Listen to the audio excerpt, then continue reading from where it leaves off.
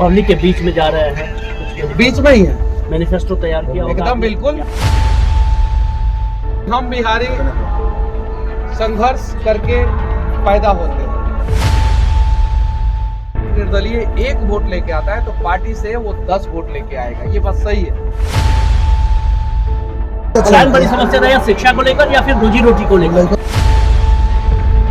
लालू जी के दौर के बाद जो है पूरा बिहार का जो है जितना इंडस्ट्री था सबको चौपट कर दिया गया। रंगदारी, हत्या, लूट, फिरौती। मैं लड़ने वाला व्यक्ति और मैं लड़ूंगा। मनीष कश्यप के पैसा से वहां के विधायक को सैलरी मिला। मेरे से बढ़िया कंसेप्ट डेवलपमेंट का अगर चंपारण में लेके आ जाएंगे, मैं नॉमिनेशन नहीं करूंगा, मैं चुनाव नहीं लड़ूंगा। तीनों आदमी हम लोग कुर्सी पे बैठ जाए पब्लिक के बीच में, सामने पब्लिक। मनीष जी, आपको गुस्सा बहुत आता है। आपकी माँ बीमार होगी अस्पताल में और इलाज नहीं होगा तो आपको क्या आरती करने का मन करेगा? बताया नहीं गया है यहाँ की सबसे बड़ी समस्या जो है भ्रष्टाचार रहा है। आप बताइए, ना वोट दे बहुत चाचा कौची करें तो हम अपना लग तो काम करें कि ना करें? एकदम डायरेक्ट बोल रहा हूँ, वोट दीजिएगा काम करेंगे, नहीं वोट दीजिएगा अपने लिए। हर घर में जो है एक काबिल बच्चा पैदा होता था, हर घर में जो है कम से कम 2 सरकारी नौकरी रहता था, हर घर में बिहार में आज जो है कम से कम 2 मजदूर पैदा हो रहा है। 300 करोड़ का हेलीकॉप्टर से नहीं ना घूम रहा हूँ जनता को लूट के।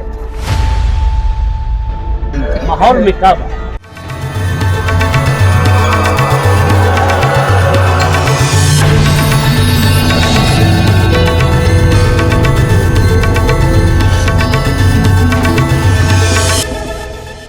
नमस्कार, आप देख रहे हैं समाचार लाइव का विशेष कार्यक्रम एक मुलाकात। और एक मुलाकात के इस अंक में आज हमारे साथ एक ऐसी शख्सियत है जो बिहार के युवाओं के दिलों पर राज कर रहे हैं और ऐसे ही बिहार में चर्चा का विषय बने हुए हैं। हमारे साथ है मनीष कश्यप जी। मनीष कश्यप जी, आपका बहुत बहुत स्वागत है समाचार में। बहुत बहुत धन्यवाद।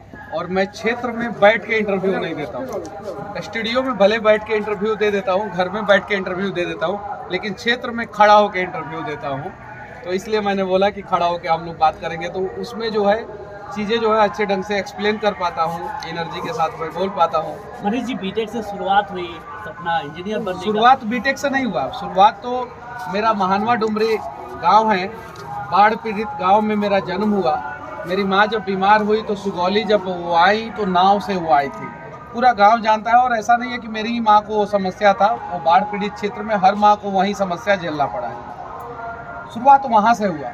मैंने देखा है अपने गांव के औरत लोगों को, बहनों को, माओं को, चाचियों को बाढ़ के दिनों में पूरा उनका साड़ी भीग जाता था, रास्ता हुआ नहीं करता था और सरिस्वा वो लोग आते थे। सरिस्वा के बाद से जो है रास्ता मिलता था।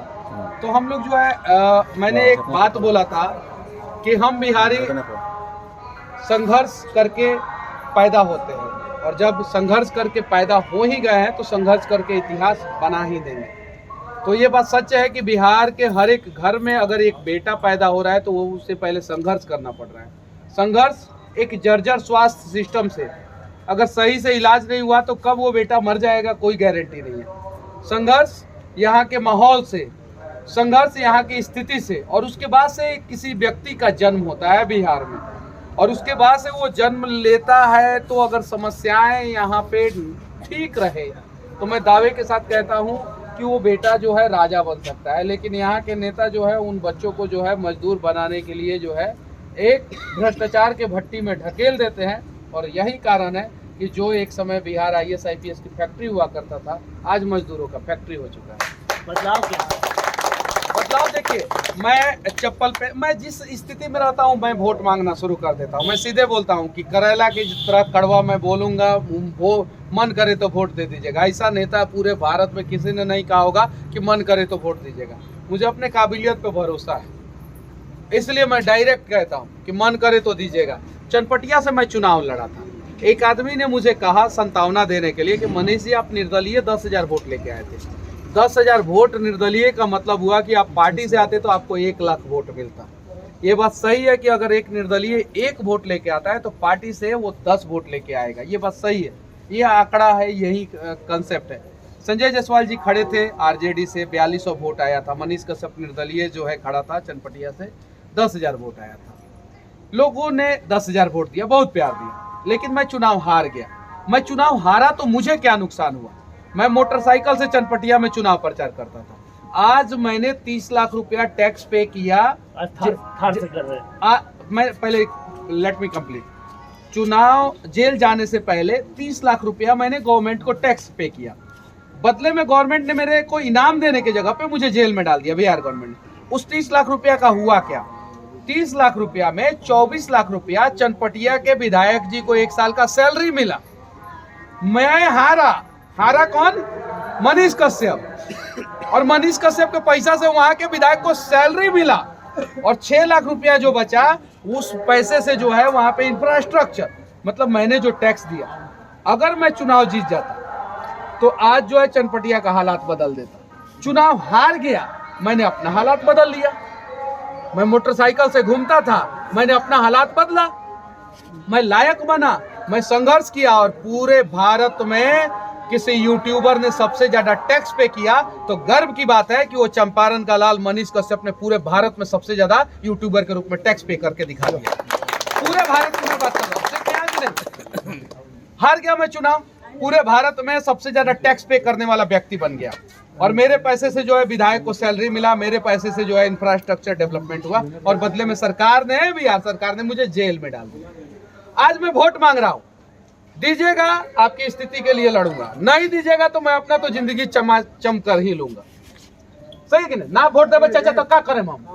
क्या करें आप बताइए? ना वोट देवे तो चाचा कौन ची करें? तो हम अपना लग तो काम करें कि ना करें?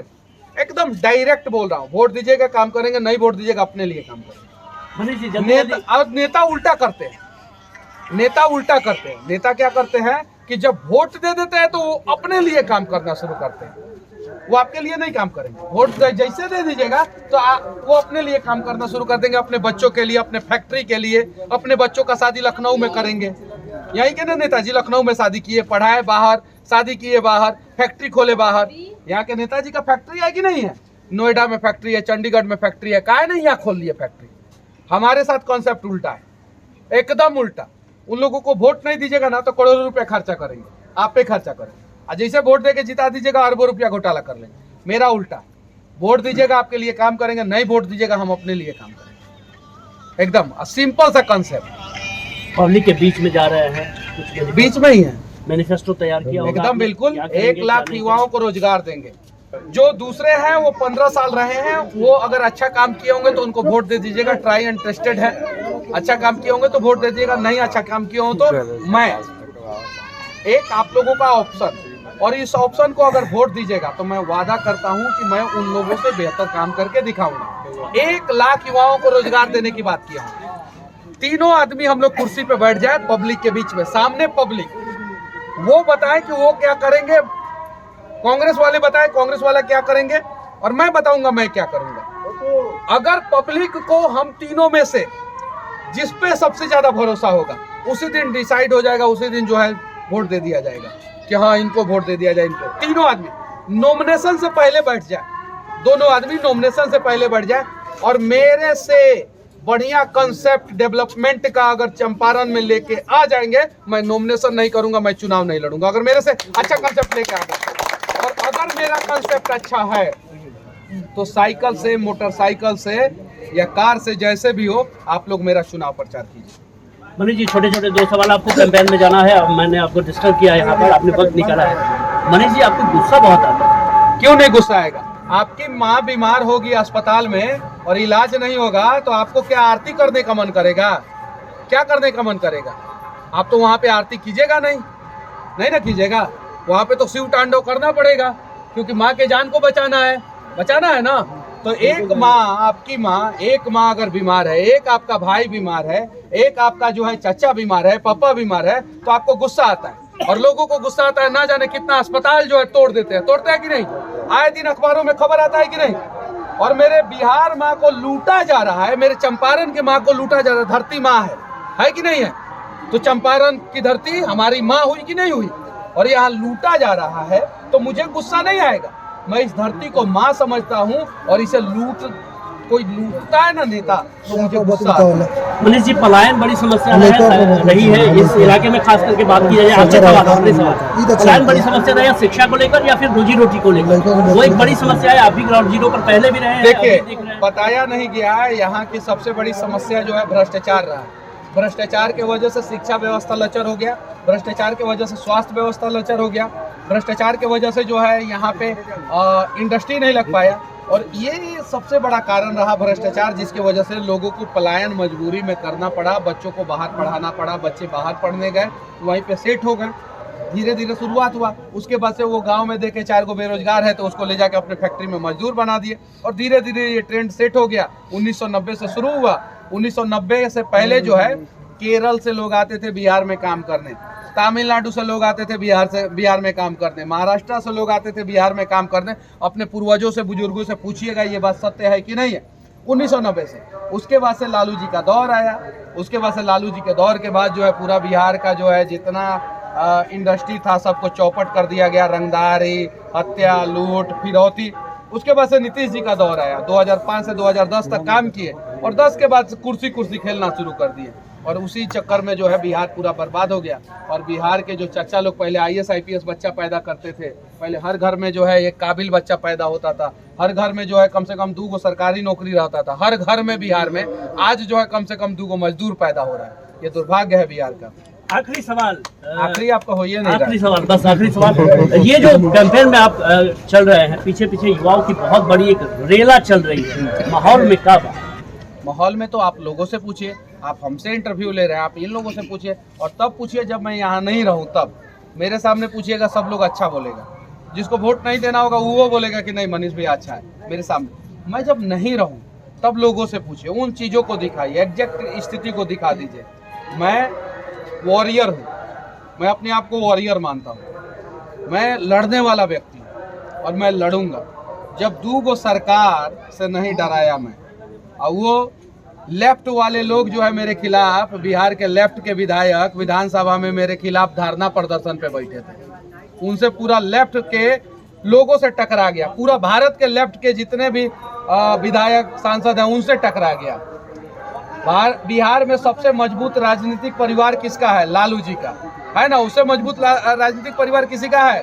जब उनसे टकरा गया, तमिलनाडु के सरकार से टकरा गया, एक सरकार को झुका दिया और दूसरे सरकार को गिरा दिया, उसके बाद से जेल से निकला।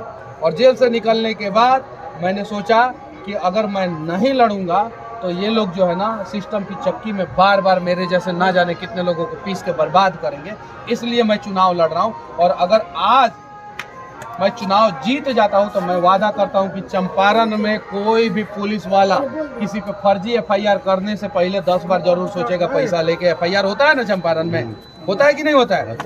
भ्रष्टाचार करने से मैं ठेकेदार लोगों से कमीशन ही नहीं लूंगा। भ्रष्टाचार होने से पहले 10 बार जरूर सोचा जाएगा। और सपोज अगर ये काम मैं नहीं कर पाया, सपोज नहीं भी कर पाया, तो भी आप मुझे मौका दीजिए। काहे कि मेरे साथ 20 गो गरीब का बच्चा घूम रहा है। मैं अगर भला भी करूंगा तो 20 गो गरीब का बच्चों का भला कर दूंगा ना।